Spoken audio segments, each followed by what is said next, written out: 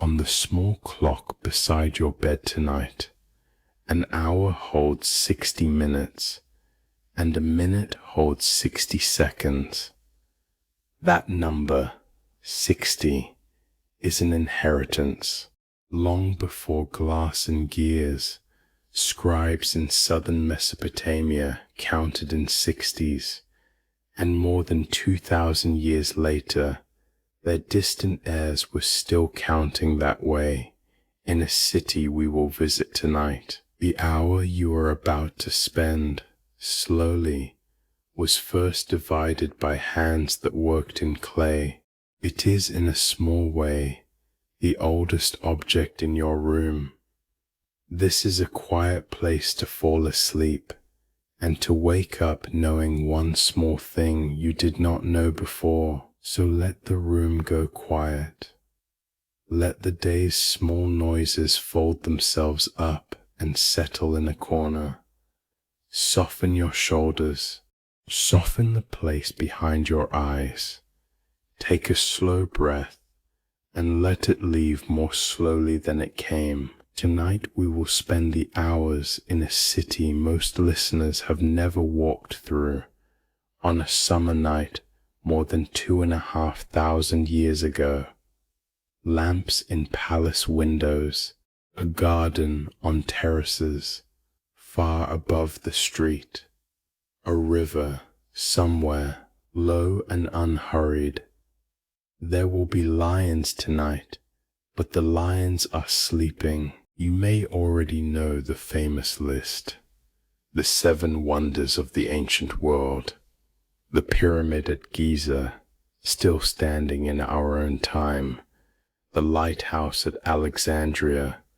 The great statue of Zeus at Olympia. The temple of Artemis at Ephesus. The tomb at Halicarnassus. The colossus on its harbor at Rhodes. And one more, a garden said to climb in tiered green steps above a great Mesopotamian city. Most of us learned the name of that city in school. We learned it was Babylon. That last name, it turns out, is the part we may have been wrong about for nearly 2,000 years. In the late 20th century, an Oxford scholar named Stephanie Dalley sat down with the original cuneiform inscriptions, the records left by the Mesopotamian kings themselves, and noticed something quiet, something that did not announce itself loudly. The kings of Babylon, Nebuchadnezzar in particular, the king the gardens are usually attributed to, never wrote about a garden, not on the walls of their palaces, not on their commemorative stones, not in the long careful catalogues they kept of their own works. The gardens in their own records simply do not appear, but there is another king in another city whose own stones describe a garden in detail and call it a wonder for all peoples. His name was Sennacherib. He ruled Assyria a century before Nebuchadnezzar, and his city, the one he chose as his capital, the one he expanded and re-walled and re-watered, was Nineveh. Tonight, that is where we are. Picture the city as it stands in the high summer of around 650 before our common era. The empire that holds it is at its peak, from the river plain on one side to the rolling hills on the other. The walls of Nineveh enclose roughly 7 square kilometers, a little under 2,000 acres of close-packed lanes and palace courts and tiered gardens and small clay-roofed houses. 15 great gates pierce those walls, each of them taller than 3 men, each of them named, each of them watched. Inside, perhaps 100,000 people sleep, or stir, or lift a lamp to a window. Some estimates run higher, closer to 150,000. By every measure we can reconstruct now, this is, in this summer, the largest city in the world, twice the size of Babylon, away to the south, the largest, most thoroughly built, most thoroughly thought out city on earth. And in the heart of it, on the slopes that fall from the citadel toward the river, are the gardens. Oni, if you stood on a low rooftop tonight, looking up across the courtyards toward the palace of the king, you would see them not as one flat space, but as a stack of shaded shelves rising one above the next, trees on each level, cypress, pine, olive, fig, tamarisk, some of them imported from faraway mountains and replanted here, which is the kind of thing that empires do when they are at the height of their nerve, vines spilling over the stone copings of the upper walks, a small bird turning a slow circle and then deciding, after all, to stay. Sennacherib's own inscriptions list, with the patient pride of a serious gardener, the trees he had carried back from his campaigns, cedar from the high passes of Lebanon, almond and quince from the south, cotton brought from a place no Assyrian had grown it before. He called it, in his stone, a wool-bearing tree, because no one in his court yet had a word for it. Each tree was wrapped in damp matting and traveled, sometimes for months, in the back of an army wagon. Some of them died on the way. The ones that survived stand around you full-grown tonight. What is harder to see from where you stand is the water. The garden is high, the river is low, and yet there is water on every level of the terraces, water in the basins, water in the small channels that run along the edges of the pathways, water moving steadily, almost noiselessly, against the pull of the world. The method is older than you would guess. Inside the wall, hidden from view, are wooden devices, large cylinders fitted with helical blades, turned by hand or by ox. Each turn of the cylinder lifts a small portion of water up to the next level. 400 years from this summer night, a Greek mathematician named Archimedes will be credited with the screw that bears his name. Here, 4 centuries earlier, the device is already at work, lifting the river basin by basin, terrace by terrace, into the trees. Few of the people walking through the garden tonight know how it works. They do not need to know. The water arrives. The trees keep their color. That is enough. On a still night like this, if you listen carefully, you can sometimes hear the screws turn, a slow wooden creak, very far below, like a ship at anchor in a quiet harbor. The Greek travelers who later described the gardens of Babylon, and the names of the earliest of them are mostly lost to us, wrote of pillared galleries supporting beds of earth, of trees as tall as masts, of water lifted from the river by hidden machinery. Every one of those details fits Sennacherib's stone reliefs of his own gardens at Nineveh. The reliefs show tiered ranks of trees on arched stonework.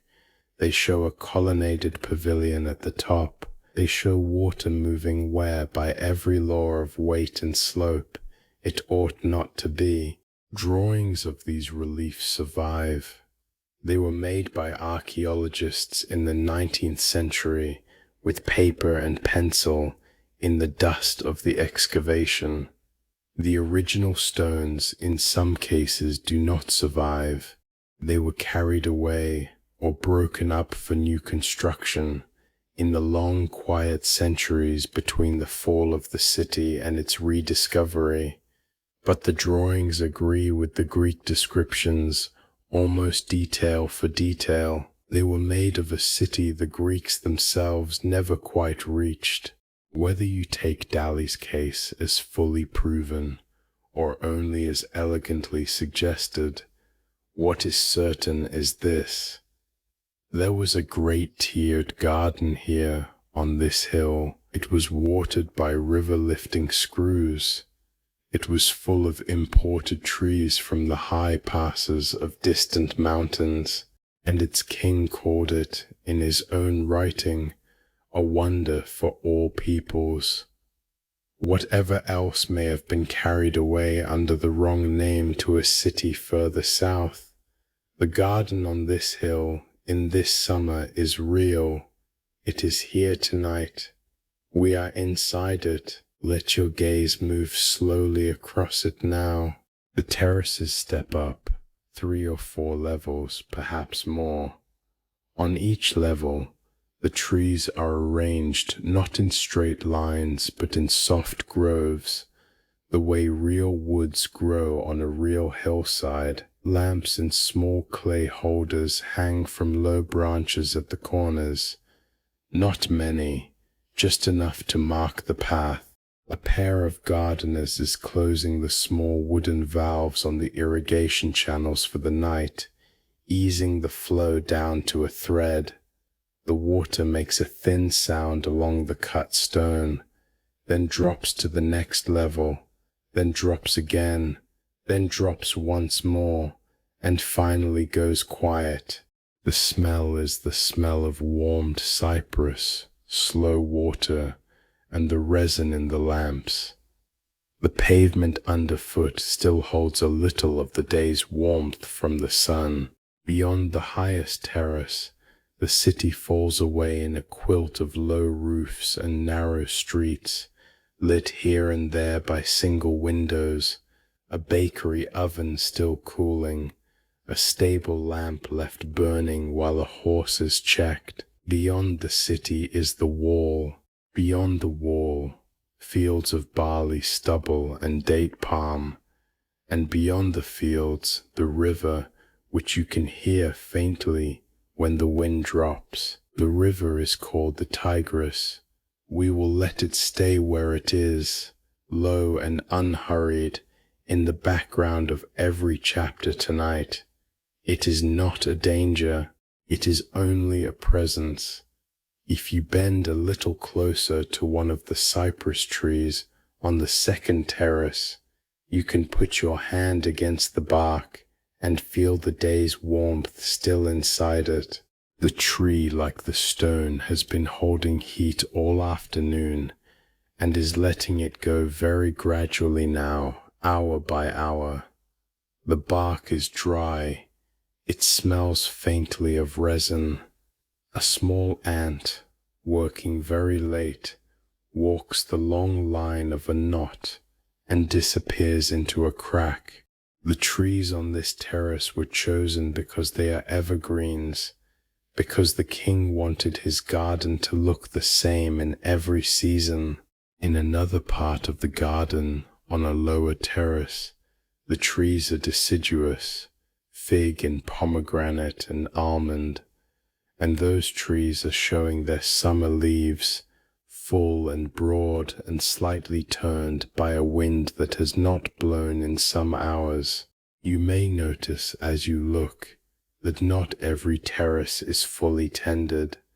One small corner, far over to your right, has been allowed to grow a little wild, a tangle of vine, a clay basin slowly filling with leaves, a path overgrown to the width of one's sandal. That is not neglect. The gardens are meant to feel like a fragment of mountain, not a parade ground. The wildness is part of the design. Even the king, with all his armies and all his orders, knew that some things look better when they are not entirely under control. At the center of the highest terrace there is a pavilion. 6 stone pillars hold up a flat roof of cedar. Inside, a low couch, a few cushions, a small table for a lamp. The king came here in the early afternoon to read, when the heat below grew too thick. The cushions are still arranged from earlier in the day. No one will use them again until tomorrow. The gardeners have finished their last round. They are walking down the long, shallow stairs together, talking softly about ordinary things, a sister's wedding, a debt to be paid, the rain that did not come last week and may yet come this week. The single lamp goes around a corner and is gone. The garden is dark now, except for the small lamps at the path corners. The trees barely move. A bird, perhaps the same bird as before, flies once across the highest terrace and is gone again. If you allow your gaze to drop slowly from the top terrace, down past the second, down past the first, down to the wide stone courtyard at the foot of the slope, you may notice a single lit window in one of the lower buildings of the palace complex. A small window, quite high in its wall, with the warm orange of an oil lamp behind it. Someone is awake at that window. Someone is working late. That window belongs to a room we will visit next. The man inside is reading, slowly, in a language already old when he was born. Around him, on shelves cut into the walls, are the tablets of an entire civilization, stacked the way we stack books, only in clay rather than paper. He is the king, and he is, as far as anyone alive in this summer can prove, the only Assyrian king ever to read his own library. Before we step inside, let us let the garden settle. The lamps at the path corners are burning low. The water in the channels has thinned to a thread.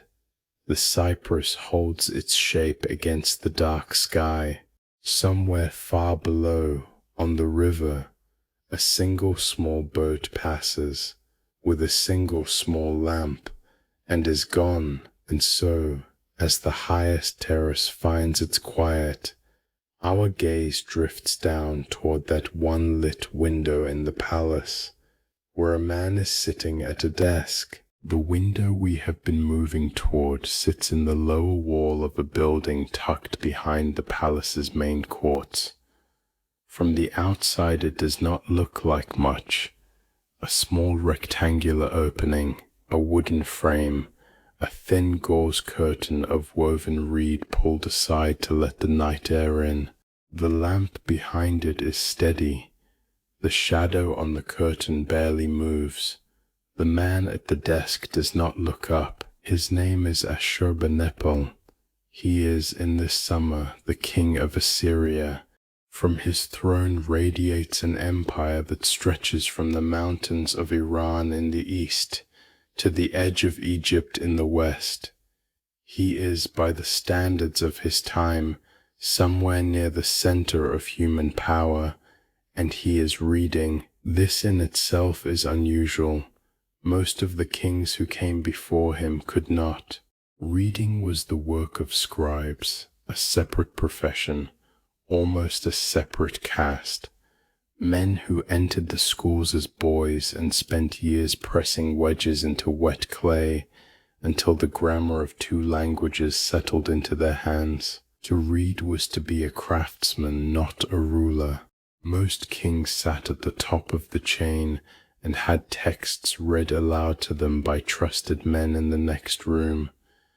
Ashurbanipal sat at the top of the chain and read for himself. He had trained as an apprentice scribe before he had ever expected to wear the crown. As a younger son in a court where another brother was being prepared as heir, the young Ashurbanipal had been sent to the schools. He had learned the wedge marks. He had learned Akkadian, the spoken language of his court, in its written form. He had learned Sumerian, a language already 1,000 years dead in everyday speech, kept alive only inside the schools, in the scriptural and literary tablets that had been copied and recopied across centuries. And then his elder brother fell, and Ashurbanipal was crowned. The reading did not stop. He boasted of it on his stones.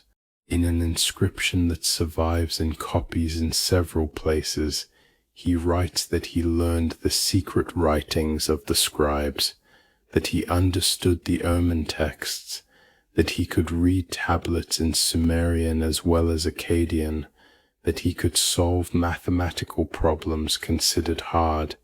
He wrote it the way a young man might write a curriculum vitae, half pride, half evidence, half warning to anyone who thought a scholar could not also be a king. Tonight the room he is sitting in is one of the rooms of his library. This is the library that, more than 2,000 years from now, the British Museum will catalogue. Some 30,000 fragments of clay tablet will be brought out of these halls when they are excavated in the 1850s. Tens of thousands of texts, when the fragments are joined together, perhaps 10,000 distinct works in all.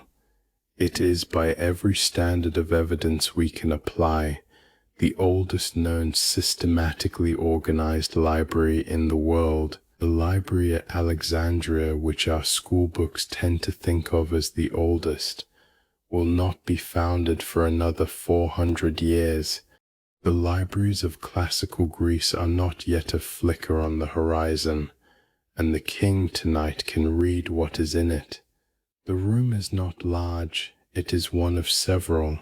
The walls are lined with niches cut into the brickwork, and the niches are stacked with tablets, some flat and rectangular, some round, some shaped like prisms, each one inscribed on every flat surface, some of them on the edges as well. The tablets are arranged by type, omen texts here, royal annals there, mathematical exercises, word lists, hymns, letters, spells, in use, sans, letters, spells, inu and veninius near the lamp are the bilingual lists, Sumerian on the left, Akkadian on the right, line for line.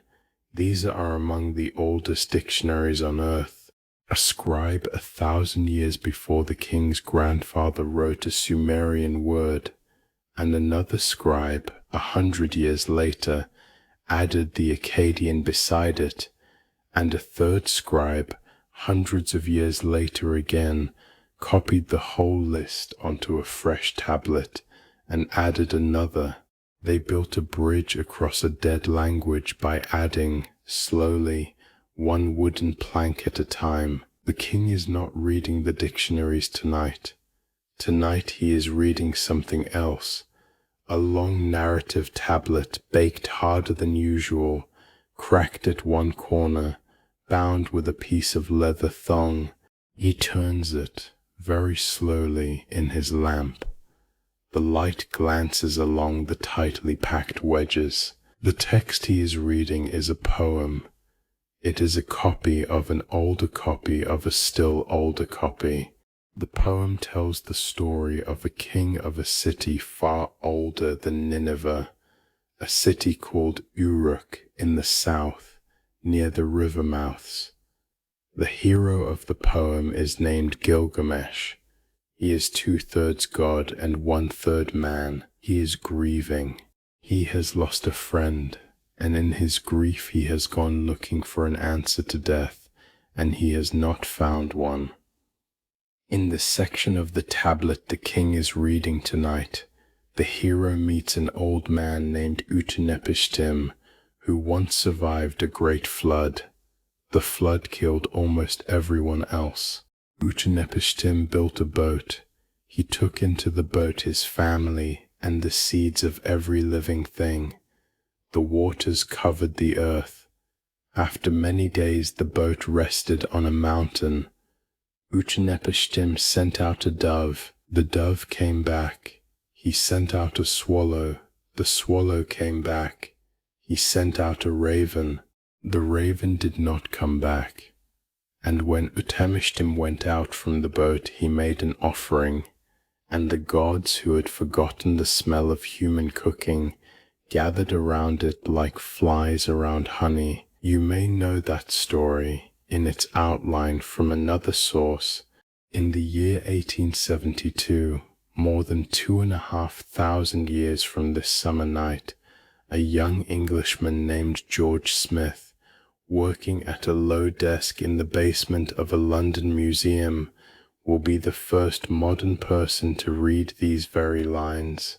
Not on this tablet exactly. The tablet on the king's desk tonight is one copy of many, but on a tablet from this same library, found in this same city, taken across the sea in a wooden crate, he will read the words for the dove and the swallow and the raven. He will recognize something.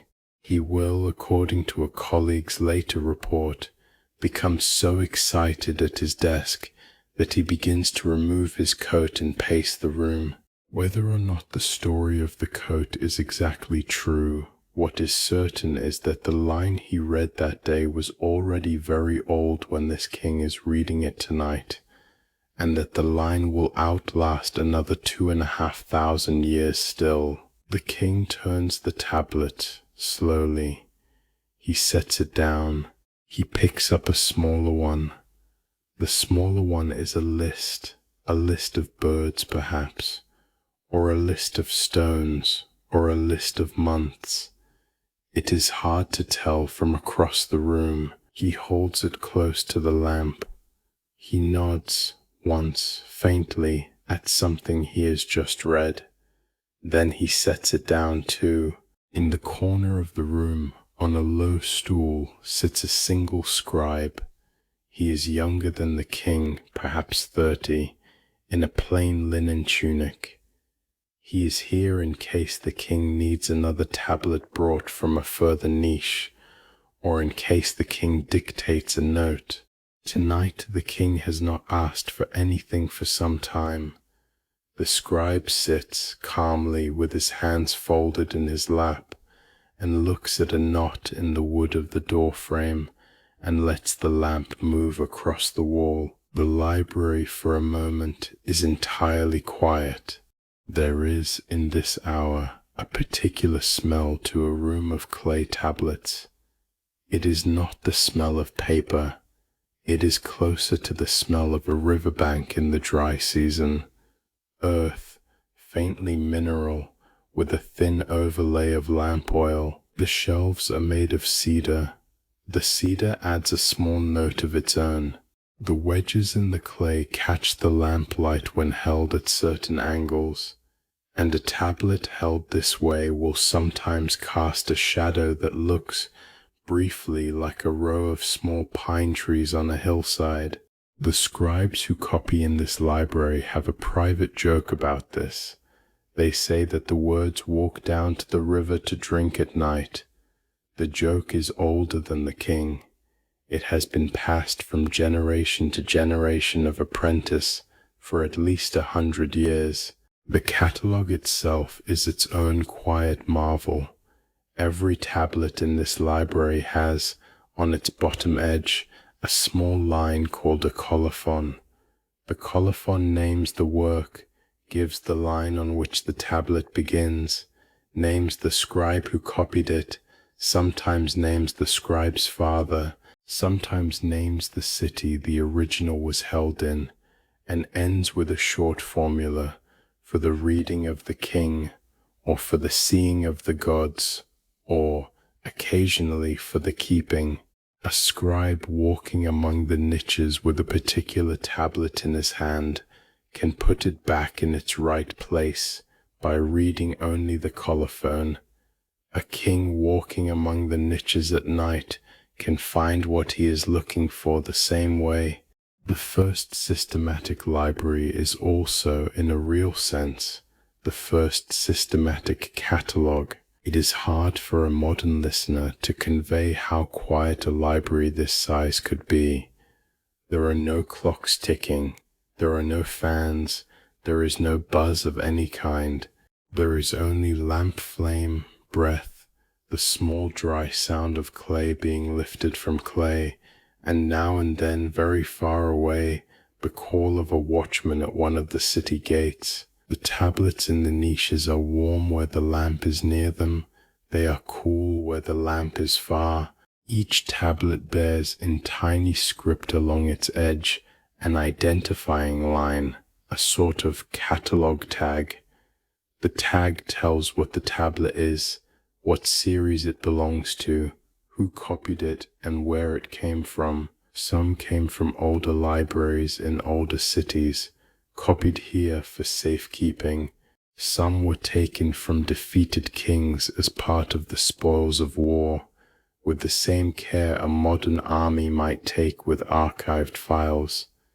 Some were written here for the first time by scribes the king himself had trained. The library is, in this sense, not only a collection, it is a project, perhaps the first such project in human history, to gather in one place every text that human hands had so far made worth keeping, to copy them, sort them, label them, store them, and let one man who happens also to be king walk through them at night. He stands now, he stretches his shoulders, he blows softly across the lamp, not to put it out, only to keep the wick from smoking.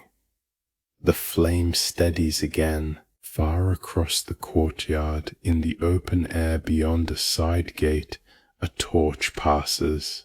The watchman moving with it is one of many, and he is on a route, and he is not in any hurry. The torch is the only moving thing in the king's view as he stands at his window for a moment, looking out. It is a long way across that courtyard, and a longer way still around 3 turns of corridor to a hall the king walked through earlier today. That hall is a hall of stone reliefs. Carved into its walls is a different kind of writing, a writing in pictures, pictures of hunts, pictures of lions. The king has spent more time looking at those reliefs than he has spent at any tablet, and he has done it deliberately. The reliefs are a public language. They do not need a reader. They speak directly. He sets his hand on the windowsill for a moment. Then he turns and goes back to the lamp and picks up another tablet. Far across the courtyard, in the carved hall of the lion reliefs, a torch goes by. We will follow it. The corridor we have stepped into is long. The walls on either side are stone, and the stone has been worked from floor to roughly twice a man's height. The entire surface has been carved into a single continuous picture.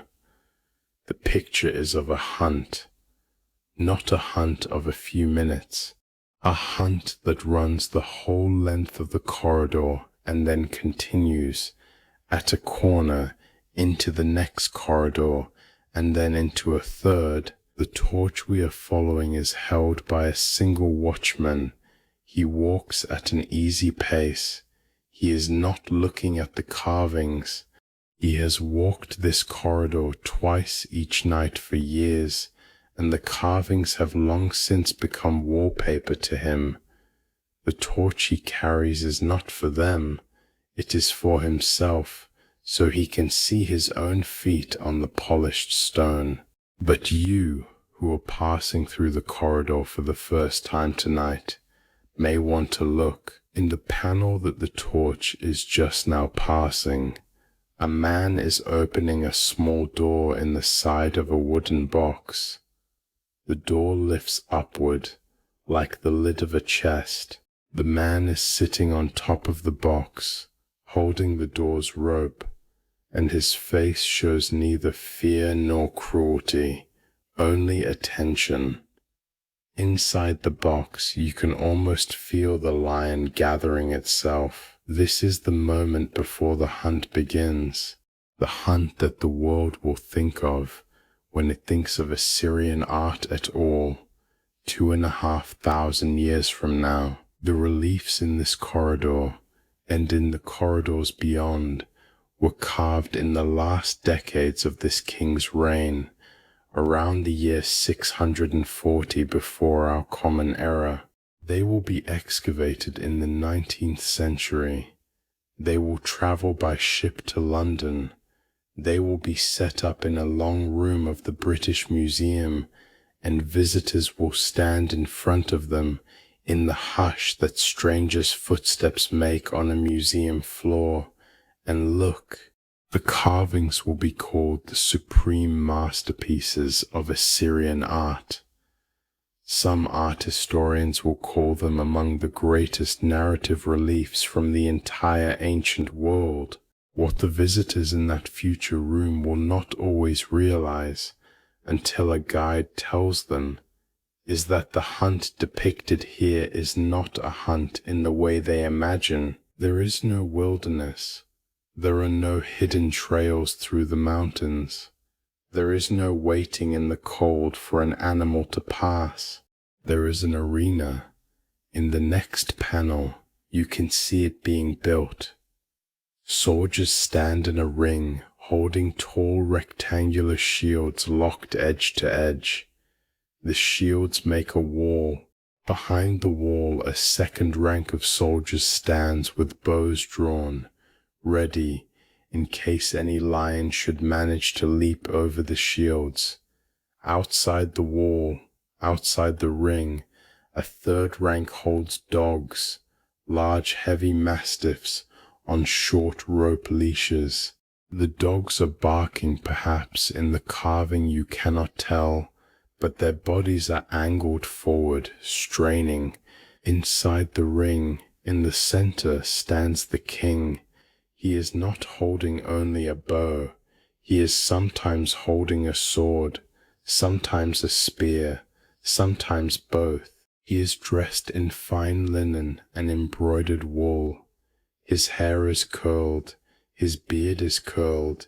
He is in every panel perfectly composed. In the next panel, the wooden box is open. The lion, suddenly out, takes 1 bound, 2 bounds. Then it sees the wall. Then it sees the king. Then it sees the spear. In the carving, its mane is spread. Its weight is forward. Its eyes are wide. In life in this summer, the lion may already be slightly confused. Some of these lions, the texts suggest, have lived their whole lives in cages. Some have been hand-fed all their lives by the same men who are now driving them out into the ring. Some, possibly, are not quite as fierce as the carving shows. The carving knows what story it is telling. The carving is doing its job. The hunt, in other words, is theater. Theater with real weight, real teeth, real risk. But theater. The lion is real. The arrows are real. But the wilderness is invented. The hunt is a public ritual, performed in front of an audience. The audience is the king's court, his foreign envoys, his visiting nobles. The audience back home, far away in the provinces, will see the carved version. The carved version is the audience that matters most. Why? Because in the language of this empire, a king's job is to keep the world in order. The world is full of forces that are not order. Wild lions, foreign nations, plagues, droughts, demons of the night. To rule, in the language of the carvings, is to subdue those forces. The lion, fiercest of all the lions of the region, is the symbol of the world's wild edges. The king in the center of the ring is the symbol of the world's center. When the king kills the lion, the world is for one more season in order. This is not a small claim. This is a religious one. After the hunt, in another panel, the king pours wine over the body of the slain lion. The wine is not a celebration. It is an offering to the goddess Ishtar, queen of love and queen of war, the divine patron of this very hunt. The carving shows him pouring it slowly with both hands, the way one would pour a libation at a shrine. The lion lies at his feet like a sleeping dog. Behind him a row of attendants holds the bowls. Tonight, in this summer night, the carved hunts hang quietly in the dark. The lions are not in the ring. The lions are in their cages, somewhere across the palace grounds, in a low building near the king's game park. Yes, there is a game park. Beyond the palace walls, in a controlled landscape of low hills and watered groves, the Assyrians keep gazelle and deer. They keep some of the lions there too, between hunts, in larger enclosures. The texts speak, almost shyly, of certain lions being raised from cubs, of a certain attendant whom a certain lion would only obey, of a lion who, when released for the hunt, ran the length of the ring, then turned and looked back at the cage. The carvings do not show that look. The carvings show only the charge. Tonight in those low buildings, several Asiatic lions are sleeping. They are the last of their kind in this region's history. In 2,000 years they will be gone from this part of the world, surviving only in a single forest in western India. The lions tonight do not know any of that, and they would not care if they did. They are warm. They have been fed. The straw in their pens is fresh. One of them is dreaming, perhaps, of a place its mother knew before the cage. The man who tends them sleeps in a small room at the end of the building. His name we do not know. The texts of this city were not in the habit of recording the names of lion keepers, only of kings and astrologers and generals, but he is real enough. His clothes smell of the lions, even after he has washed them.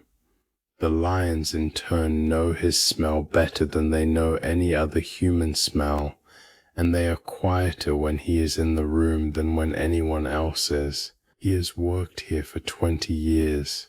He came as a boy. He has names for each of the lions, and the names are not the names the king gave them.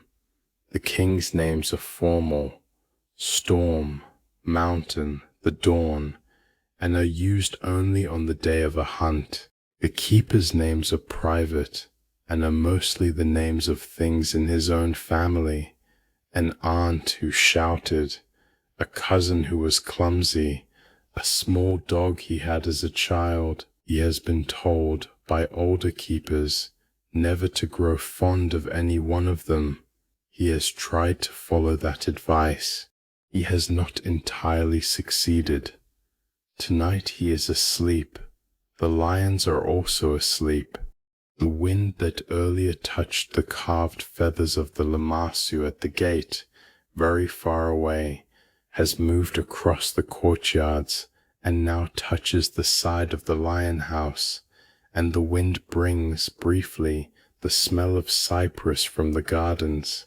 One of the sleeping lions raises its head half an inch, considers the smell, and lowers its head again. The watchman with his torch turns the corner. We let him go. In the next corridor, the carvings continue, but the story has changed.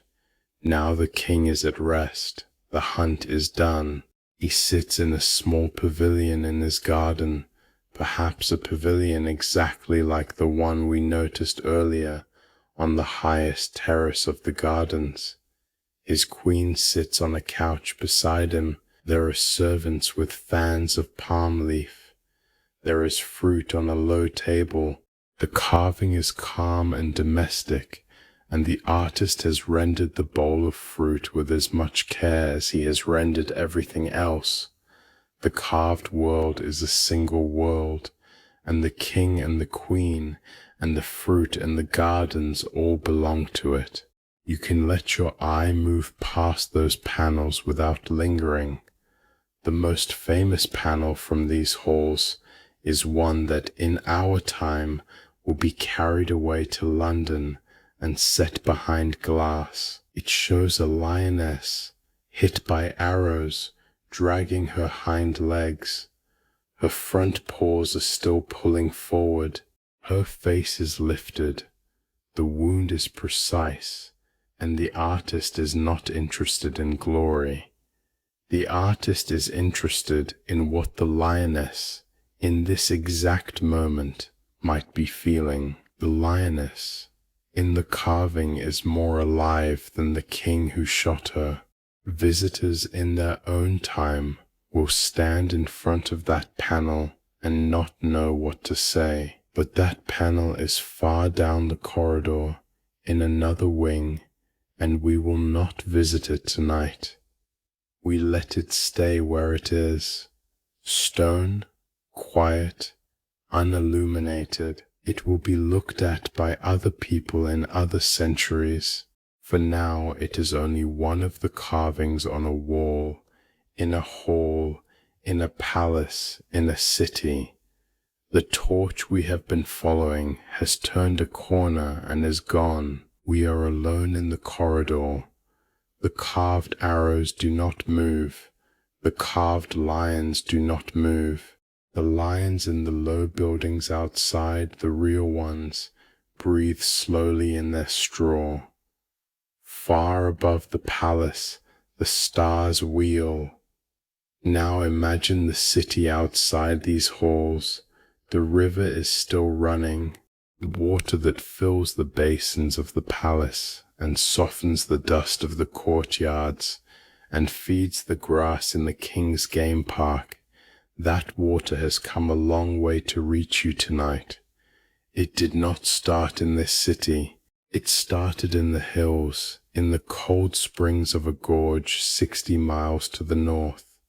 To get from there to here, it crossed a valley, and the way it crossed that valley, 2,500 years before any aqueduct of Rome, is the next thing we will look at. If you stepped outside the city tonight, through one of the smaller postern gates on the north side, and walked an hour or so by lamplight along a low path that follows a stone-lined channel, you would come, eventually, to a place where the channel runs out across a dry valley. The channel does not stop at the valley. It crosses the valley. It crosses the valley on a great stone-arched structure, like a bridge that carries water instead of carts. The structure is about 300 meters long, on the order of 9 meters tall at its highest point, and 10 meters wide. Its stones, and the king's own inscription, which we will come to in a moment, says there are more than 2 million of them, are dressed limestone, fitted closely, sealed with a waterproof cement, and arched in 5 long spans across the valley's lower bed. Beneath those arches, on the floor of the valley, a small stream runs. Above the arches, the king's water runs. This is the Aqueduct of Joan. In our own time, it is the oldest known stone aqueduct in the world. It was built by Sennacherib, the same Sennacherib whose gardens we walked through earlier, between roughly 703 and 690 before our Common Era. That makes it about 5 centuries older than the earliest of the great Roman aqueducts. The Romans, when they came to do this kind of work, did not invent it. They inherited it, indirectly, through ideas that had been moving across the Mediterranean for centuries. The aqueduct under our feet tonight is the first of its line. It is also only one piece of a much longer system. The system runs 80 kilometers, about 50 miles, from the gorge of a river called Kenis, up in the hills, all the way down to the city of Nineveh.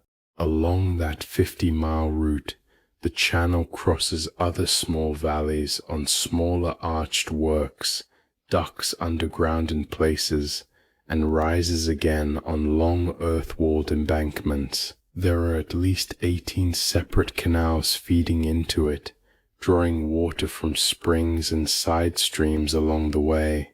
There are dams. There are sluice gates that can shut off a section for repair without stopping the rest. The whole network was carved into the landscape by the king's stonemasons within the span of a single reign. On one of the dressed stones at Jerwan, you can read even today an inscription.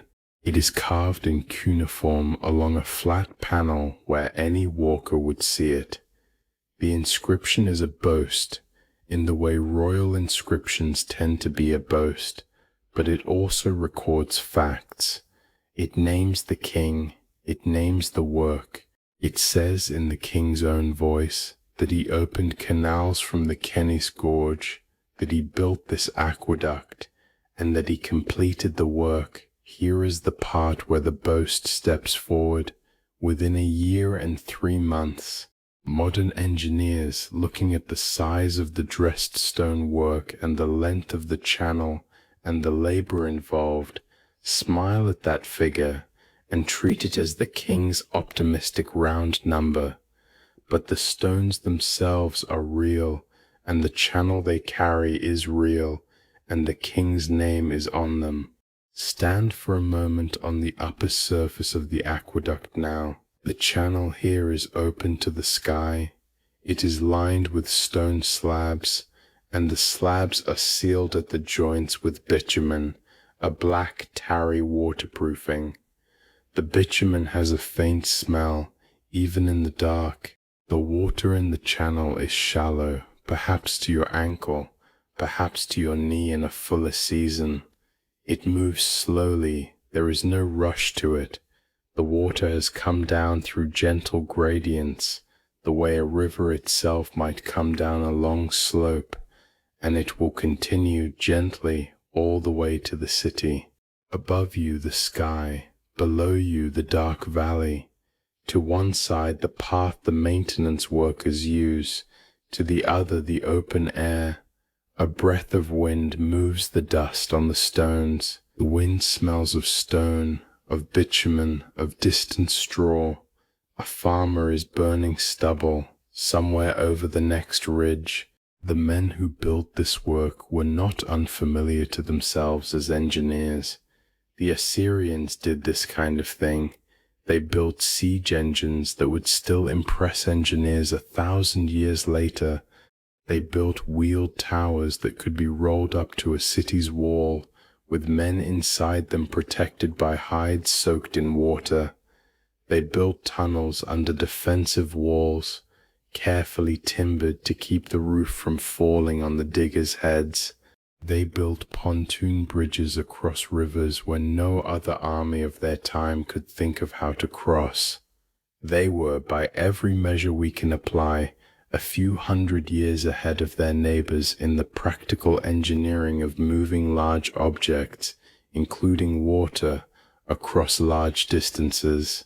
What Jerwan represents in a quiet way is a different application of the same talent. Not a siege, not a campaign, a garden. The water that arrives in the city by way of this channel does many things when it gets there. Some of it goes to the king's terraced gardens, the gardens we walked through in the first chapter, the ones that may, when remembered later, be moved by mistake to another city's name. Some of it goes to public fountains, of which the city has several. Some of it goes to the orchards of the lower districts, where olive and pomegranate are grown in narrow-walled lots. Some of it goes to the city's basins, where bread bakers and dye makers and tanners draw what they need. Some of it goes eventually to the river itself, which is the river it came from in the first place. Only now it has taken the long way round, through a great house built in stone and sealed with tar. Tonight, on the surface of the aqueduct, you can hear the water moving. You can hear it well, because there is so little else to hear. There is no city here. There are no other lights. There is only this stone channel running at the height of a small house above the valley floor, and the water running along it, and the sky. A small bird, surprised by your shape, lifts off the parapet and flies into the dark. The maintenance of a system this size is itself a quiet, year-round work. There are men whose entire job is to walk a section of the channel each week, looking for cracks, for stones loosened by frost, for nests built where they should not have been built. They carry small leather bags with bitumen and rope and patching tools. They are paid in barley and oil. They sleep in stone shelters at intervals along the route, and they know the section in their care the way a shepherd knows his flock.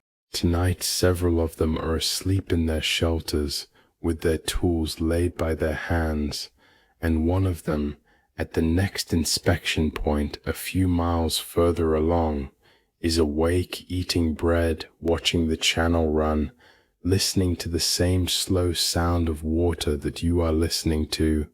The dams along the route are clever also.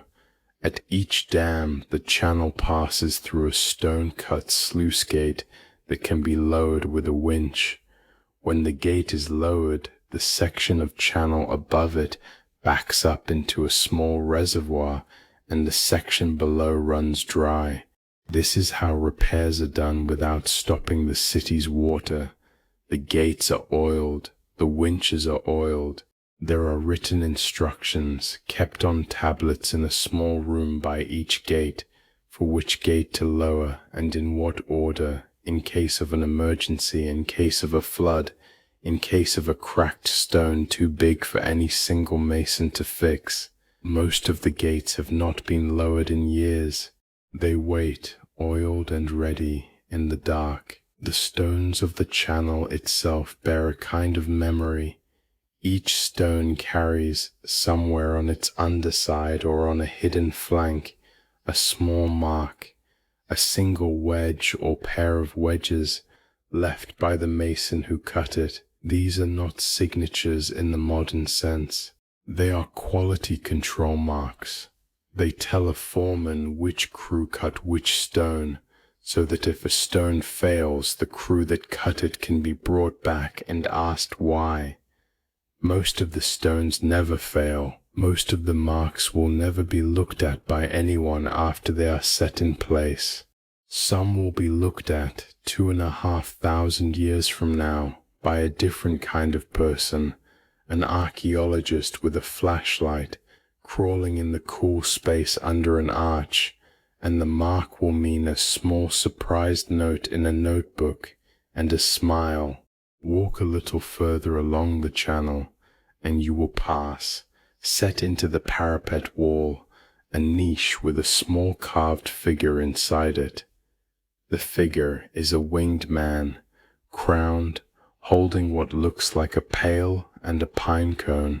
He is one of the lesser guardian spirits of the empire, a sort of architectural blessing set into the stone so that the work itself remains under protection. The pail and the pine cone are a ritual gesture, anointing the gate, the field, the channel.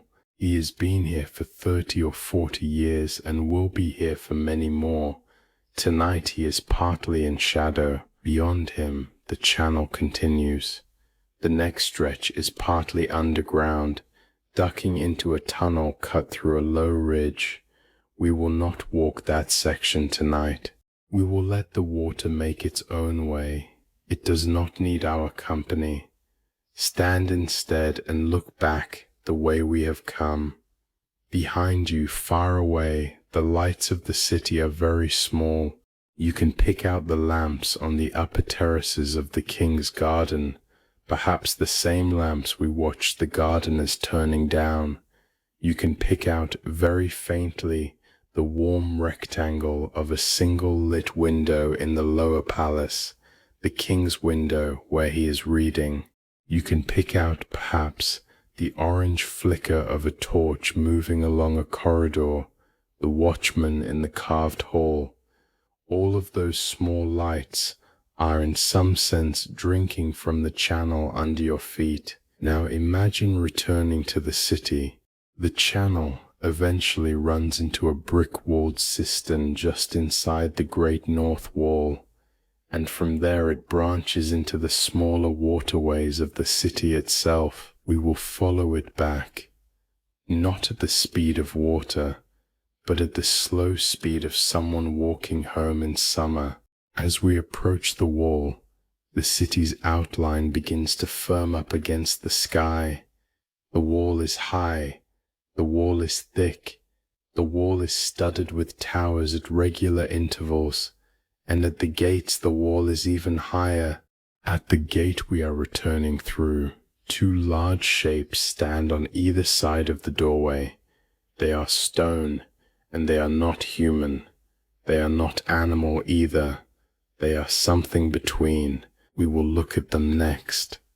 They have been standing there for 40 years already. They will go on standing there long after the lamps inside have been put out. Picture the gateway as it appears from a few steps away. It is broad enough for two carts to pass each other if neither driver is in any hurry. The opening is squared off above by a massive lintel, a single block of dressed limestone laid across the top, and above that lintel rises another 4 or 5 courses of stone before the wall turns into mud brick and travels onward as the rest of the city wall does. The whole gate is taller than 3 men standing on each other's shoulders, and the doors that close it at night, heavy plank doors banded with iron, are pulled shut now, except for a smaller door cut into one of them, which a watchman can open without having to move the larger.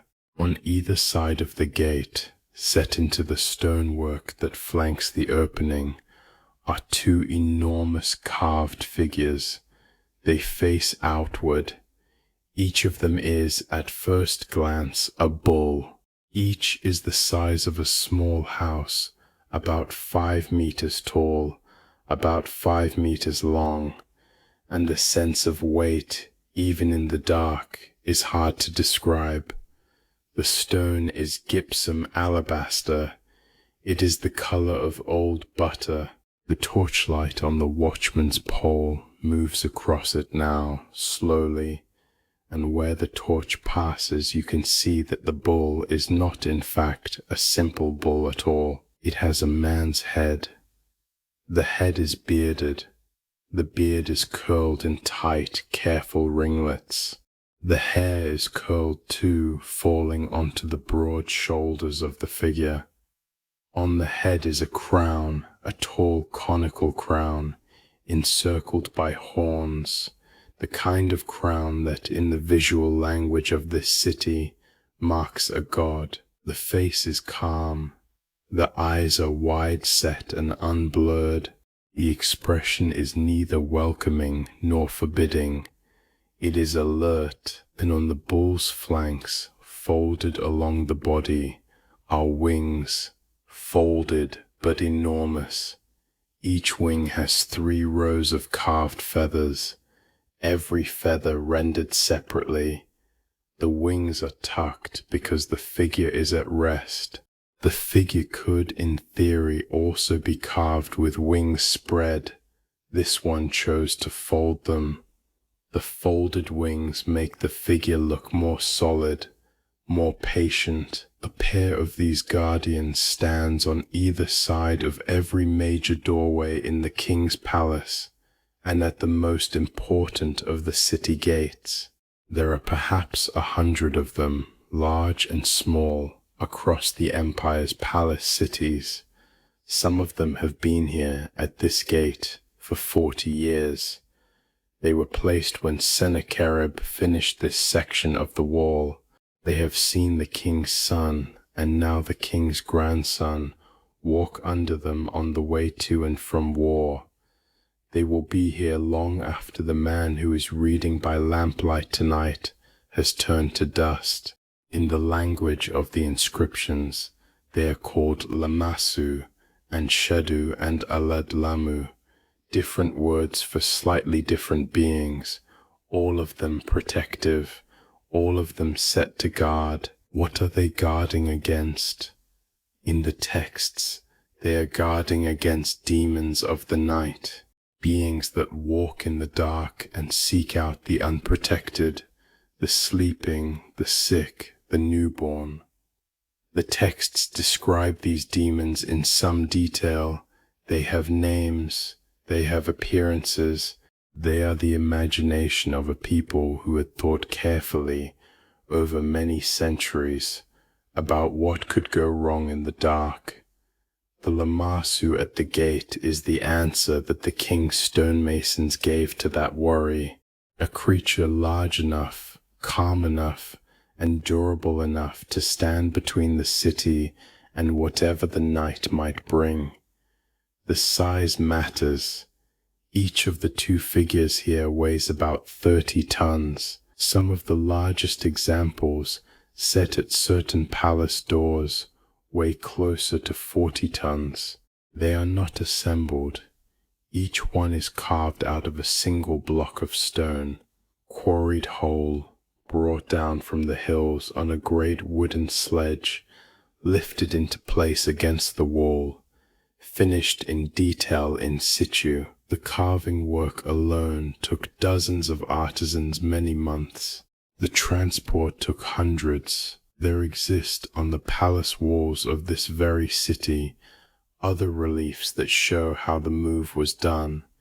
They show the colossal stone, half finished, lying on its side on a wooden sledge whose runners are as thick as a man's body. Ropes are tied to the front of the sledge at intervals. The ropes are pulled by long ranks of men, sometimes hundreds at a time, 4 men deep, 8 men wide, leaning their weight forward, mouths slightly open with the effort. The ropes pass over wooden levers held by foremen who push down on them in rhythm. On top of the stone itself, riding the very piece of carved animal that the men below are pulling, sit 2 more figures. One of them is a foreman holding a clapper or a small drum. He sets the rhythm of the pull. He watches the men. He tells them when to ease, when to lean. The other figure on top is sometimes the king himself, watching his own work being delivered. You can imagine the rhythm, the clap, the lean, the slow grind of wooden runner over greased log, the shouted count, the pause, the clap, the lean, the slow grind again. Hours of it, days of it, weeks of it, a summer of it perhaps for one stone, then another summer for the second, and then, some 40 years before this present summer night, the work was done. The 2 stones were lifted, piece by piece, against the wall. The wings were finished, the beards were curled, the crowns were carved, the eyes were opened. The Lamassu took their places, and they have been standing here ever since. Tonight they have nothing very much to do. The watchman with his torch passes through the small inset door and walks out a few steps onto the road. He turns and looks back at the gate. the way one might look back at a door one has just locked to be sure. He sees the two stone faces. He raises his torch slightly in greeting, a small, almost private gesture, more habit than ritual, then turns again and walks his slow circuit along the foot of the wall. For a moment no one is at the gate but the Lamassu themselves. The night air is dry and warm. A small lizard, no longer than a finger, runs across the stone foot of the figure on the right, pauses, then runs into a crack in the wall behind. Far above the gate, on top of the parapet, a swallow rebuilds. In the dark, the corner of a nest the wind disturbed in the morning. From somewhere beyond the wall, in the open country, comes the low call of a jackal, twice, then quiet. If you walked closer now and laid your hand on the front leg of the figure, you would feel the carving in detail. The hoof at the bottom is not in fact a hoof. It is a kind of lion's paw, broad and clawed, and the toes are spread on the stone in the gesture of a creature standing alert. Above the paw, the leg rises in carved muscle. The muscle is rendered in long, shallow grooves, the way the great masters of this style learned to render flexed flesh under skin, and the carving is so confident that you can feel where the artist's chisel hesitated for a moment and then went on. Above the leg, the body of the bull begins. Between the bull's foreleg and its hind leg, low to the ground, is a small section of carved cuneiform inscription, the king's name, his titles, the year of his reign in which the figure was set in place. The inscription is at the height of a child's eye. It was meant to be visible to the people of the city, not only to passing dignitaries. The king wanted his name to be readable. There is a small architectural surprise about these figures too. Each of them, if you walked all the way around it, would have 5 legs. 5, not 4. The 2 front legs and the 2 back legs and 1 extra in between. Why? Because when seen from the front, the figure stands. When seen from the side, the figure walks. The artists, faced with the problem of a creature that needed to be both standing guard and walking forward in different angles of view, simply gave it both. From any single angle, the 5th leg is hidden behind the others. The trick works. People walking under the gate for 40 years have not noticed. Even the king, in the daylight, has not always noticed. It is one of those quiet jokes of skilled craft. There are pairs of these figures at every important gate of the city. There are smaller pairs also at every doorway of the palace itself. There are even smaller pairs at the doors of certain inner rooms.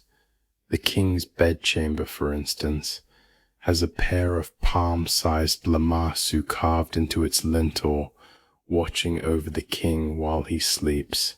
The whole city is, in effect, a layered system of guardians.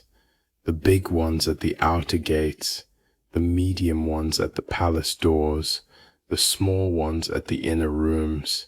The night in this language has many doors, and at every door something is standing watch. In the next quarter of the city, in another low building, in another doorway, a pair of small carved Lamassu watches over a sleeping baker and his sleeping wife and their 3 sleeping children. The carvings are crude. They were made not by a royal sculptor, but by an apprentice in his 2nd year as a gift to the family. The baker paid for them in bread. They are not beautiful. They are sincere. Tonight, like everything else, they are doing their job. The carved beard in the torchless dark is hard to see. The carved eye is very dark indeed. But the shape of the figure, the bulk of it, the simple felt presence of so much stone in one place, that is unmistakable. If you walked up to one of them and laid your hand flat against its flank, the stone would still hold a little of the day's heat, faint warmth, slowly fading, soon to be cool, in a future more distant than this summer can imagine. In our own time, some of these figures will be moved. A British archaeologist named Layard in the 1850s will lever one of them down and load it onto a raft and float it down the river. It will end up in London, in a wing of the British Museum, where children on school visits will stand beneath it and feel quite small. Other Lamassu will be cut up in the early 21st century by men who do not understand or do not care what they are. A few will be reassembled painfully from the pieces. A few will be lost. Tonight, all of them are still here, 40 years standing, and many to go. The watchman has finished his pause.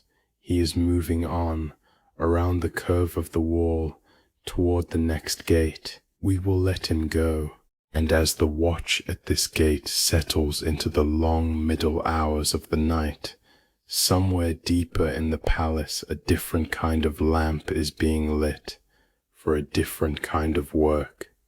Letters are being written all night long, and not by candles you would recognize. Inside the palace, on an upper floor in a corner reached by a small private staircase, there is a room that is always lit. The room is not large. It has one window facing south and one window facing east, and a low desk between them, and on the desk a single lamp that is replaced every few hours by a servant whose only job is to keep this lamp burning. The room belongs to the king's chief astrologer. In this summer, the man who holds that position is a careful, slightly stooped scholar in his mid-50s. His name does not need to detain us. There have been others before him with similar names: Balassi, Nabuahuhariba, Akulanu, men whose letters survive 2,500 years from now on baked clay tablets stored in low drawers in a museum in London. Their letters are addressed again and again to the king, to Esarhaddon, to Ashurbanipal, and they read, when read in modern translation, like the most attentive form of nightly weather report ever recorded. Tonight, the man at the desk is writing one such letter. He has spent the early evening on the roof of this same building, where a low parapet rings a small flat platform. From there he watched the moon rise. He watched a thin halo form around it, then fade. He watched the planet Jupiter, low in the south, hold its place.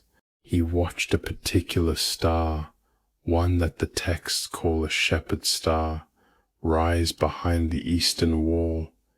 He noted these things in shorthand on a wax tablet propped on his knee. Then he came back down to the lit room to compose his report.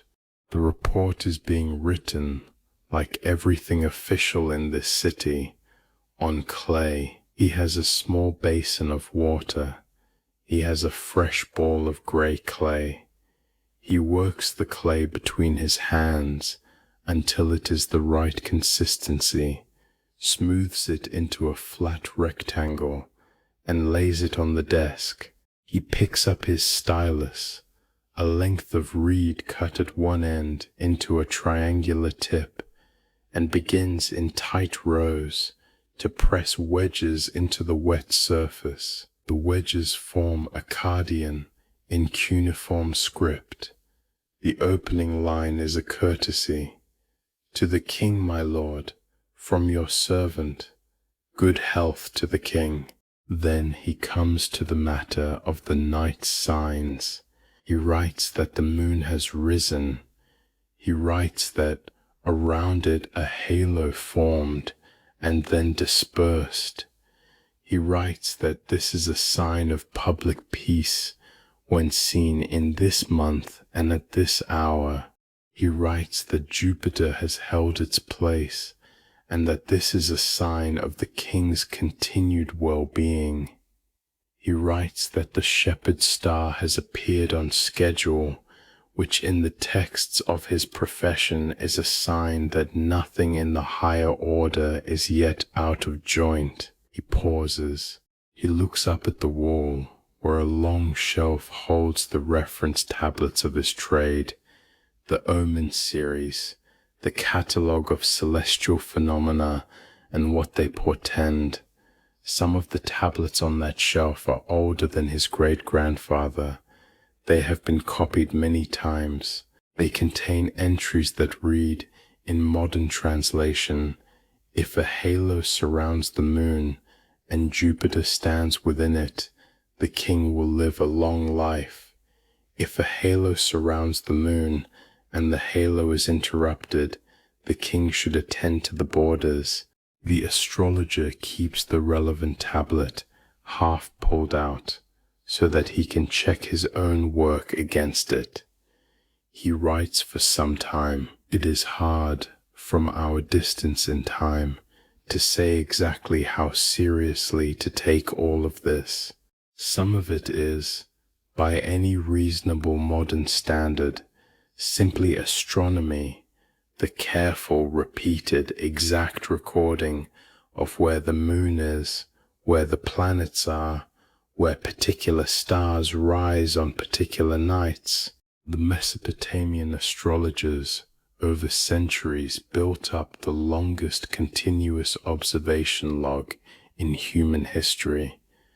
Their data, copied and recopied, would much later feed into the work of Greek astronomers, and then into the work of Islamic astronomers, and then into the work of Copernicus and Kepler. Without these letters, written one summer night at a time over hundreds of years, modern astronomy would not exist in the shape that it does. Some of it is also, by any reasonable modern standard, divination, the reading of lines in the sky as if they were lines on a page. The astrologer, in his own thinking, does not separate the two. The sky is a text. The text is being written by gods who attend with care to the affairs of the king. To watch the sky carefully, then, is to watch what the gods are saying. To miss a line is to miss a message that may matter.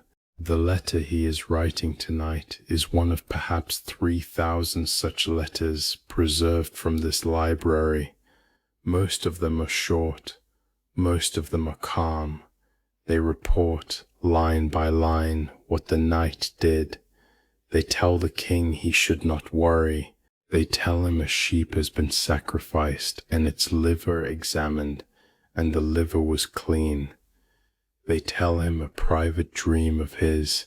Yes, he sometimes sends his dreams to the astrologers for interpretation, fits a pattern in the catalogue, and means a guest will arrive from the east. They tell him a child born in his household last week was born under a favorable hour. They tell him the next 10 days are safe for travel. In a smaller building across the courtyard, another scholar is examining the marked surface of a freshly sacrificed sheep's liver. He bends close to it under a lamp. He turns it carefully in his hands. He looks for marks the catalogue calls the path of the gallbladder, the dwelling of the strength, the gate of the palace. Each of these is a small region of the liver's surface, named and defined in tablets that go back hundreds of years. He notes where each is well formed, and where it is faint, he writes a short note. The note will be carried sealed to the king's astrologer. In a third building, a man sits with a list of dreams the courtiers have submitted in writing. He reads each one slowly. He cross-references with a catalogue of dream types, the Ishka Zakika, sometimes called the Book of the Sage, which lists thousands of dream images and what they mean. A man who dreams of a deer running, a woman who dreams of a flooded street, a child who dreams of a man with no face. Each entry has, beside it, a small interpretation. The dreaming in this city is part of public life. The dreaming is also work. All of these notes converge one by one on the lit room with the always burning lamp. In the morning, the king will read them with his bread. He has a particular order he likes. The astrologer's letter first, because it covers the night just past. Then the liver reading note, because it speaks to the immediate day ahead. Then the dream interpretations, which are always last, because dreams in his thinking sit slightly to the side of the day's main business. He reads them in a small breakfast room with 2 windows. He drinks a thin barley beer with the bread. He does not respond in writing. That would be beneath him. He responds when he responds, by sending a chamberlain back to the astrologer with a single word of acknowledgement, or, if the news has been important, with a small gift, a cylinder seal, a piece of carved alabaster, a length of dyed wool. The astrologer, of course, knows this. His letters are written to be read in that breakfast room, on that bread and beer schedule, with that small expectation of acknowledgement at the back of his mind. He does not flatter the king. The texts of his trade do not allow it, but he does write and choose his lines with a clear sense of the man who will read them. This too is a kind of courtship between the man at the desk under the always lit lamp and the man in the breakfast room who in the morning will pick up the small clay tablet and turn it in his hand. There is also, for completeness, a small administrative truth that pulls quietly at all of this. When ill omens are particularly bad, the texts allow for a ritual called the substitute king. A man, sometimes a criminal, sometimes a volunteer, is dressed in royal robes and seated on the throne for a period of days. The disaster is allowed to find him instead of the real king. At the end of the period, the substitute is sent away with gifts, or, in the older versions of the ritual, is killed to complete the transfer. The texts that describe this ritual sit on the same shelves as the astrologer's reference works. They have not been needed often. They have not been needed this summer. The king is well. The omens are kind. The throne is in its place. The astrologer finishes his tablet. He smooths a small ball of clay over the seal line at the top and presses his cylinder seal into it, rolling the seal carefully to leave the imprint of a winged figure, a tree, a star. The tablet is now sealed. He gives it to a courier who has been standing quietly in the doorway. The courier pads off down the corridor, the tablet in a small leather satchel at his hip. He will deliver it to the chamberlain, who will hold it until morning, when the king reads it with his bread. The astrologer returns to his desk. He picks up another piece of fresh clay. He thinks for a moment. Then he begins another letter, this one to a younger colleague, asking after the colleague's mother, whom the astrologer last saw at a festival and who had been ill. The letter is private. It will not be filed in the royal library. It will be delivered tomorrow afternoon. It is the kind of small, ordinary correspondence that even careful scholars wrote in the moments between official duties. In the courtyard below, the courier has reached his destination and is walking back, slowly, with his empty satchel, toward his own quarters. His shadow runs ahead of him in the lamplight. The night, by now, has settled deeply over the city. The watchmen on the walls are at the long center of their shift. The carved lions in the corridor have not moved. The two great Lamassu at the gate are silent. The water in the channels is still running very thinly into the city. The garden on the upper terraces has gone almost entirely dark, save for the small lamps at the corners of the paths. The king has set down the tablet he was reading. He has not blown out his lamp. He has merely lowered the wick. The flame is now no taller than a thumbnail.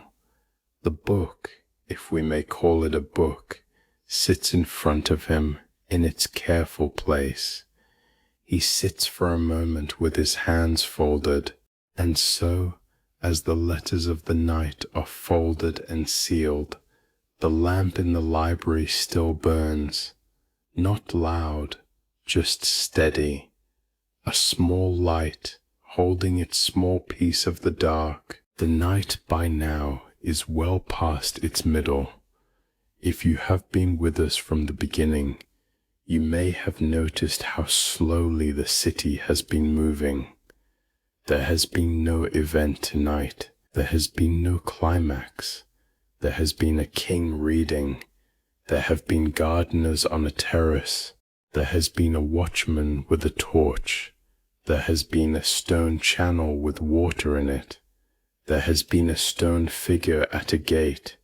There has been a man writing a letter on clay. None of these things is a story in the way that stories usually announce themselves. Each is instead simply something that this city was doing on a summer night more than 2,500 years ago. Let us walk more slowly now through some of the same places again. The garden on the upper terraces. The lamps at the corners of the paths are very low. One has gone out because the wick was nearly used and no one will trim it again until morning. The cypress trees hold their shape against a sky that has grown a little more milky, very far off in the east, the first faint hint that this summer night, like all summer nights, is finite. But it is a long way off. You need not pay any attention to it yet. The water in the irrigation channels has thinned almost to nothing. A single thread runs along the cut stone, and where the channel turns a corner, the thread becomes a slow drop, falling once every few seconds into the basin below. The drop, when it lands, makes a small round sound. The stone of the basin is dark with old water. A small bird, the same bird perhaps, though it does not matter whether it is the same, sits on a low branch of the olive tree at the corner. It is not quite asleep. Birds at this hour are between things. It will sleep again in a moment. It will tuck its head under its wing in a moment. For now, it is only there. The pavilion on the highest terrace. The cushions are still arranged from earlier. No one has come back to disturb them. The lamp inside the pavilion has been put out hours ago, but the small clay holder is still warm to the touch. The stone floor has a single soft footprint of dust, where someone, perhaps the king, perhaps a steward, stood for a moment in the late afternoon. The footprint will be swept away tomorrow. Tonight it is still there, the library. The lamp in the king's reading room is still lit. The wick is now even lower. The flame is a small steady bead, no larger than a grape seed. The king is no longer at the desk. He has gone to his sleeping rooms an hour or more ago. The tablets he was reading are stacked on the desk in the order he left them. The scribe who was sitting on the low stool has gone too. The room is empty, but the lamp is still lit. There is a reason for this. In the language of this household, it is a small kindness. The king's lamp is left burning until morning, so that if he wakes and walks back into the room is ready for him. It is not magic, it is hospitality, extended even to oneself. You can stand in the doorway just for a moment and look in. The niches in the walls hold the tablets in their long, careful order. The bilingual lists are in their place. The Omen series is in its place. The dictionaries are in their place. The poems are in their place. The reading copy of the long narrative tablet, the one with the flood and the dove, is on the desk where the king set it down. Its leather thong dangles over the edge of the desk and very slightly catches the lamp's light when the lamp's flame flickers. The lamp's flame does flicker briefly. Some small breath of air from the open window has come in. The flame steadies again. There is on the desk beside the king's lamp a small piece of soft cloth that the king uses to wipe his fingers when he has been handling the older tablets. The cloth has small dark smudges on it from the day's reading. It is folded in a precise square. The servant who comes in the morning to refresh the room will lift the cloth with 2 fingers, take it away, replace it with a fresh one, and never think about the smudges again. Tonight the cloth waits, in its precise square, beside the lamp. The carved corridor of the lion hunts. The watchman with his torch has long since passed through. The corridor is now in true darkness. Without the torch, the carved lions on the walls are not visible. The carved arrows are not visible. The carved king is not visible. They are still there, of course, but they are simply stone in dark stone, and the eye, even adjusted, can make almost nothing of them. The carvings, for the moment, are at rest from being looked at. This, in a sense, is what the carvings always become at night. In the day, with sunlight from high windows, they are pictures, they have stories, they have people moving across them. At night, they become wall again. The story drains out of them. They wait. They will be pictures again in the morning. The aqueduct beyond the wall, the water in the channel is still moving. It has not stopped, and it will not stop tonight. It moves at the same slow pace it has moved all evening. It crosses the great arches at Jirwan. It ducks into the tunnel cut through the low ridge. It rises again on the long earth-walled embankment. It enters the cistern just inside the city's north wall. It branches into the smaller waterways. It fills the basins of bakers and dye makers and tanners. It eases into the small public fountains. It goes at last, by every available route, into the gardens. In the gardens, where the channels are nearly dry and the night is at its lowest, the water makes its smallest possible self, a whisper, a thread, the barest acknowledgement that the system is, even now, working. The Lamassu at the gate, the two great stone figures, stand exactly where they have stood all evening. The lizard has gone home into its crack in the wall. The swallow has finished rebuilding its nest and is asleep with its head under its wing. The watchman has been passed again and again, and is passed once more. His torch is lower now. He is tired, he is good at his work, and he will finish his shift well, but he is tired. The carved beard of the figure on the right is still not visible without a light. The carved eye is invisible. The simple felt presence of so much stone in one place, that is unmistakable, even in the dark. A small breeze touches the carved feathers of the wing. The carved feathers do not respond. They have not responded to a breeze in 40 years. They will continue not responding for as long as the figure stands. The longs is Ladjura's lit room. The lamp here is still burning, of course. This lamp is the one that is replaced. The servant whose only job is to keep it lit has come quietly, exchanged the lamp for a fresh one, and gone. The astrologer himself has gone to sleep on a low couch in a smaller side room. His desk has been wiped clean. His stylus has been laid in its case.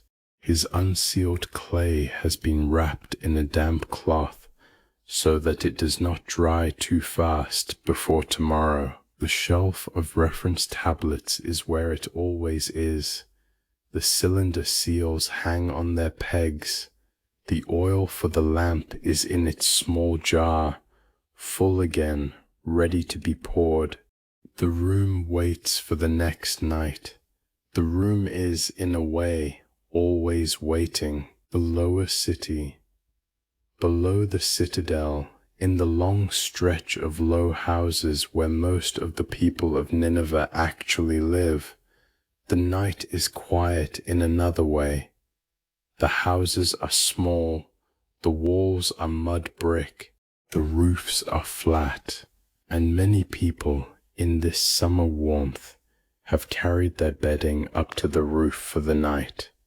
From the height of the citadel, looking down, the lower city is dotted with sleeping forms, small bundles of cloth here and there on dark roofs. A child rolls over, and the bundle adjusts.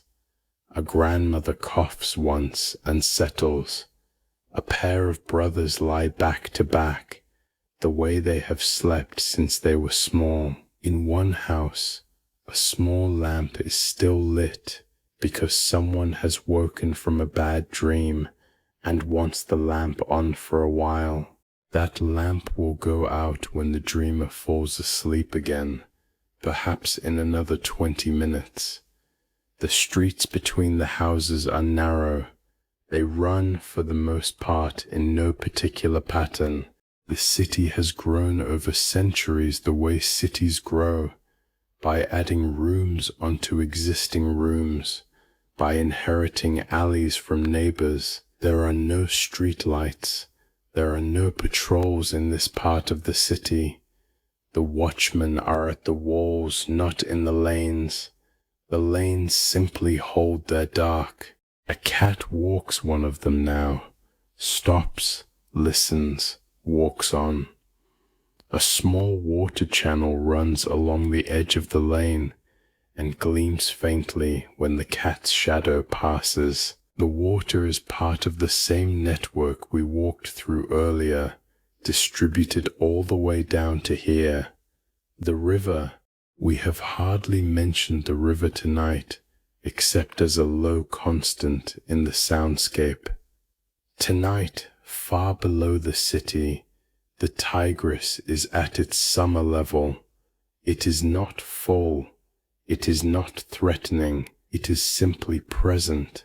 The water in it tonight is the same water, give or take a season, that the water screws on the upper terraces lifted earlier in the day.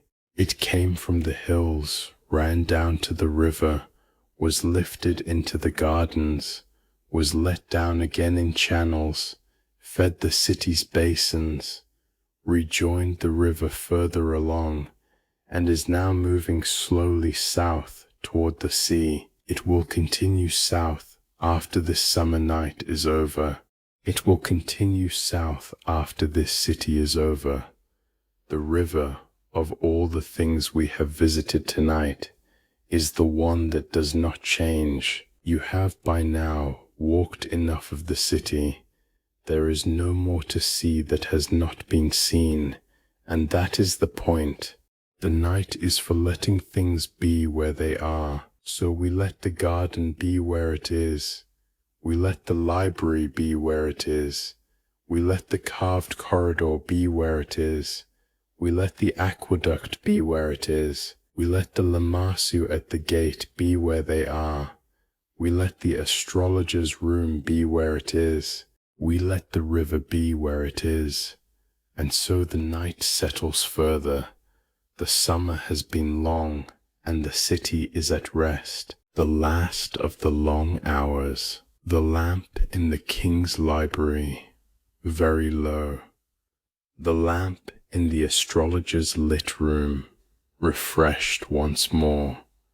The lamp at the corner of the gardener's path, almost out. A summer night, no different in its length from any other summer night this city has ever had. The same number of hours, the same long, slow descent through them, the same gradual easing of the city's many small noises down toward zero. Whatever has been done has been done. Whatever has not been done can be done in the morning. The morning is far away. The morning belongs to a different country than this one. Tonight is a country of its own, with its own slow weather and its own small map. We have walked a long way through it. There is no further to walk. In the gardens, the cypress holds its shape. The trees have been here for 40 years. Some of them were carried in wagons across mountains. Some of them were lifted from soil far away and replanted with great care in soil that had been brought up to the terraces in baskets. Some of them grew from cuttings.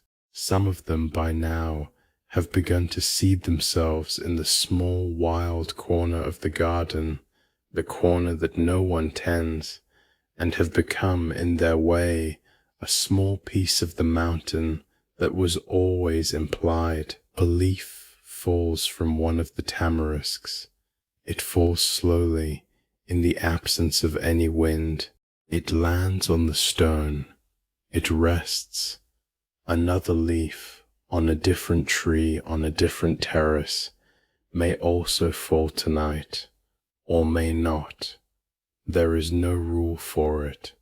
The leaves choose in their own way when. A leaf that falls in summer rests until morning, when a gardener with a soft palm leaf broom will gather it with the others and carry them in a small clay basket to the compost pit at the lower edge of the garden. There the leaves become, slowly, more soil for next year's trees. The garden, in this sense, is older than itself. It feeds on its own falling. In the library, the leather thong on the long narrative tablet has settled fully against the desk. The tablet has not moved. It will not move tonight. The king in his sleeping rooms is asleep on his side, breathing slowly, his hand near his face. In the corridor of the lion hunts, the dark holds its dark. The carved lions at rest, the carved arrows at rest, the carved king at rest. None of them is awake to anything. In the rooms beyond the courtyard, the real lions sleep too. They are not dreaming that we know of. The straw is unchanged. The water in their stone basin is still. One of them shifts in its sleep, and the straw makes a small dry noise, and the lion does not wake. The watchman has finished his shift. A second watchman has taken over. The torch passes from one hand to the other in the small gatehouse, the way a torch has been passing nightly for years. The Lamassu at the gate stand. The Lamassu at the next gate stand. The Lamassu at the gate after that also stand. Across the city, every great doorway is held by such a pair.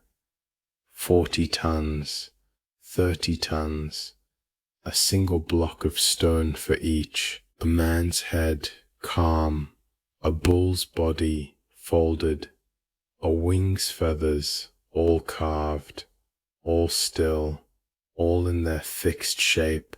They do not need to do anything. Their being there is the thing. The astrologer is asleep on his couch. The courier who delivered the tablet earlier has been asleep for hours. He sleeps without dreams, or with dreams he will not remember.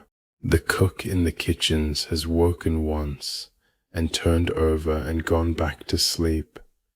The bread for the morning is already proofing in its bowls. The baker's wife in a house at the foot of the citadel has woken to feed an infant.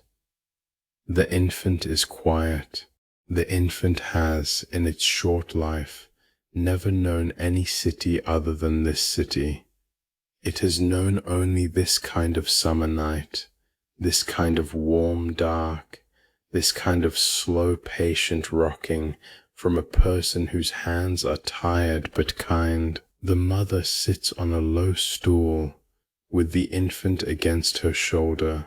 She hums very faintly. The hum is a melody that has been in this region for hundreds of years. She did not learn it on purpose. She only knows it. After a while, the infant is asleep again, and after another while, the mother is also asleep, sitting up, her cheek against the small head, her breath very slow. The river far below runs. The aqueduct, far above the dry valley, runs. A small bird in an olive tree, asleep. A swallow in its rebuilt nest, asleep. A lizard in a crack in the wall, asleep. A jackal somewhere out beyond the fields, walking. The fields beyond the wall lie in their summer flatness. The barley has been cut. The stubble holds the warmth of the day. A field mouse moves in the stubble, looking for grain. A small owl watches from a fence post, then chooses not to bother, and turns its head slowly the other way. Far past the fields, the river. Past the river, more fields. Past those, the foothills. Past the foothills, the hills. Past the hills, the mountains.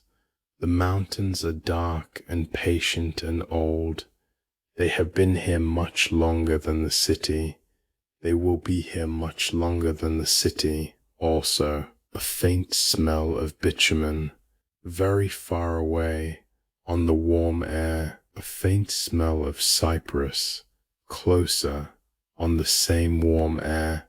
a faint sound of water, drop by slow drop, into a basin in a garden, a faint sound of a lamp wick burning very softly, very quietly, a faint, faint sound of a clay tablet somewhere as the air around it cools by half a degree, a faint cooling also of the limestone of the gate, of the limestone of the corridor, of the limestone of the upper terrace, of the limestone of the lintel above the king's window.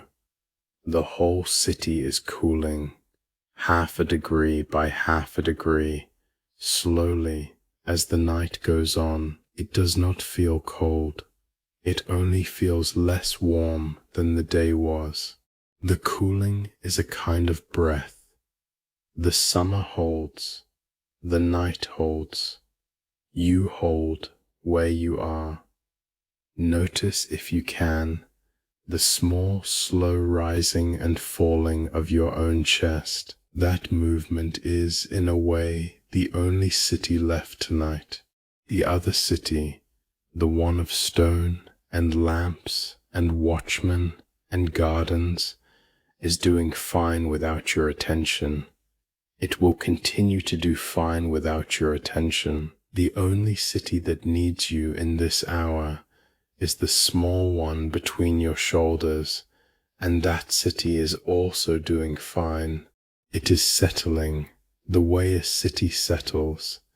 Its lamps are going down, its corridors are quieting, its small lanes, the ones where the day's worries used to walk, are emptying. There is no one to greet on those lanes anymore. The day's worries have all gone home. Notice also the small, slow weight of your own body against whatever you are lying upon.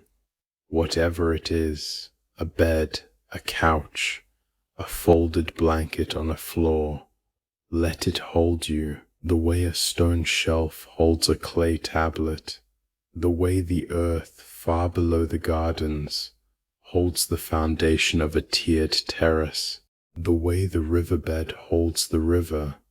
Holding is what these things do. They are good at it. There is in this hour nothing to do. There is no decision to be made. There is no message to be sent. There is no news to receive. The city has done its work for the day. The city's small lamps are at their lowest.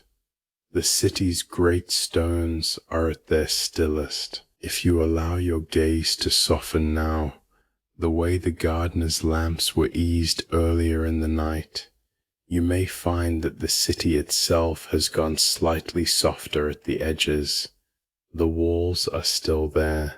The gates are still there. The Lamassu are still there.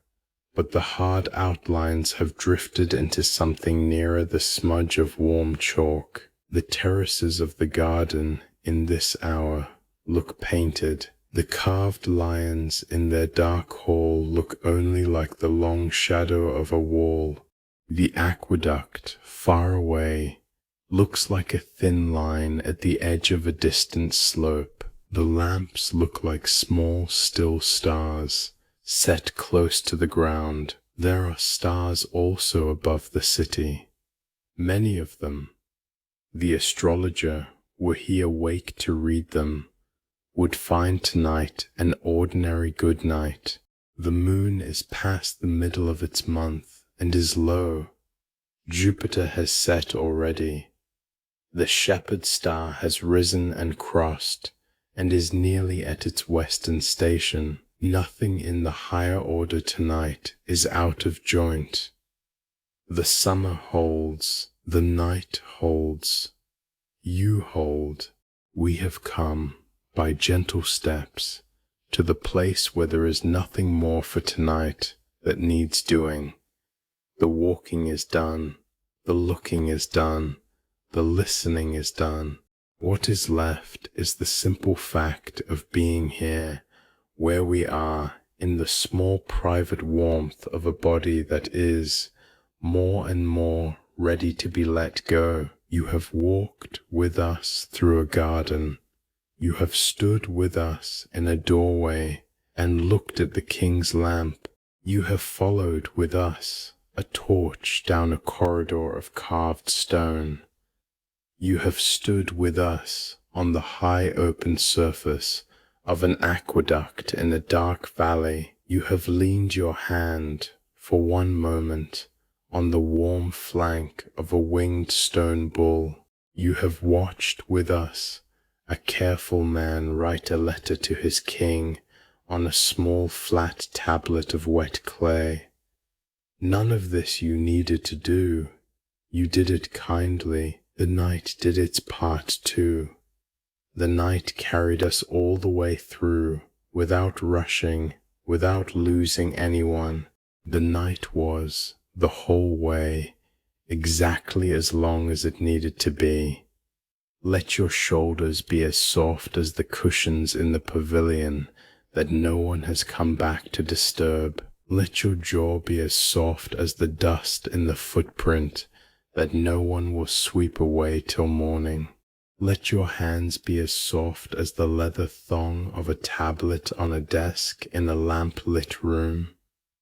Let your breath be as slow as the water moving, drop by slow drop, in a basin no one is looking at. Let your face be as soft as the carved face of the figure at the gate, after the torch has gone past, and before the torch has come back. The summer holds, the night holds, you hold. Somewhere above the gardens, the first faint hint of grey has begun. Far off in the east, but it is still hours from sunrise, and we will not arrive at the sunrise tonight. The sunrise is for tomorrow. Tonight we go in the other direction.